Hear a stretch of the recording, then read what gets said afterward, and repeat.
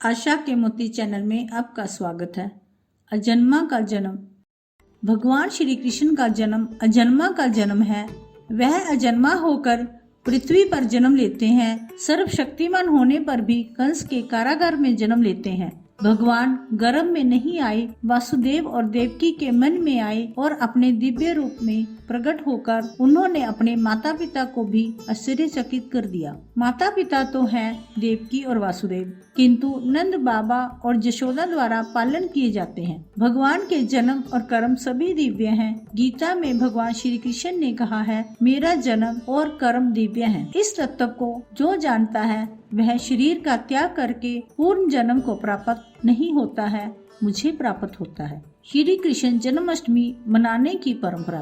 एक बार धर्मराज युधिष्ठिर ने भगवान श्री कृष्ण से पूछा, हे कृष्ण, आप कृपा करके यह बताएं कि जन्माष्टमी महोत्सव मनाने की परंपरा कब शुरू हुई और इसका पुण्य क्या है। तब देवकी नंदन श्री कृष्ण ने कहा, मथुरा में रंगभूमि में मल्लयुद्ध द्वारा जब हमने दुष्ट कंस को उसके अनुयायियों सहित मार गिराया, तब माता देवकी मुझे अपनी गोद में लेकर रोने लगी। उस समय रंगमंच में विशाल जनसमूह उपस्थित था।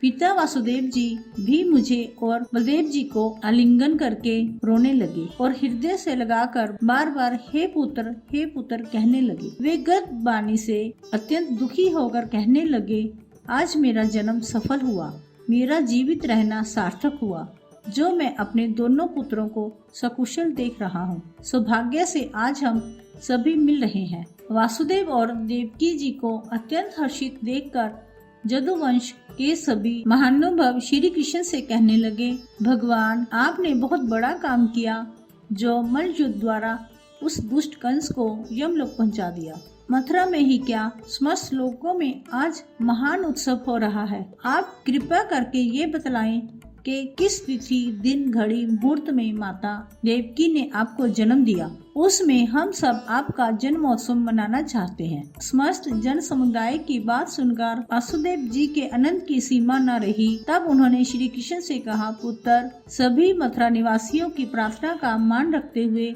उनको अपना जन्मदिन बताओ। तब श्री कृष्ण ने मथुरा निवासी लोगों से कहा, भादों की थी असित अष्टमी, निशा अंधेरी, रस की बूंदे बरस रही, फिर घटा घनेरी। मधु निद्रा में मत प्रचुर प्रहरी थे, सोए दो बंदी, थे जगे हुए चिंता में खोए, सहसा चंद्रोदय। सहसा चंद्र उदय हुआ, ध्वंस हेतु तम वंश के प्राची के नभ में तथा कारागृह में कंस के प्रसव हुआ, पर नहीं पेट से बालक निकला, वक्त व्योम में विमल विश्व का पालक निकला।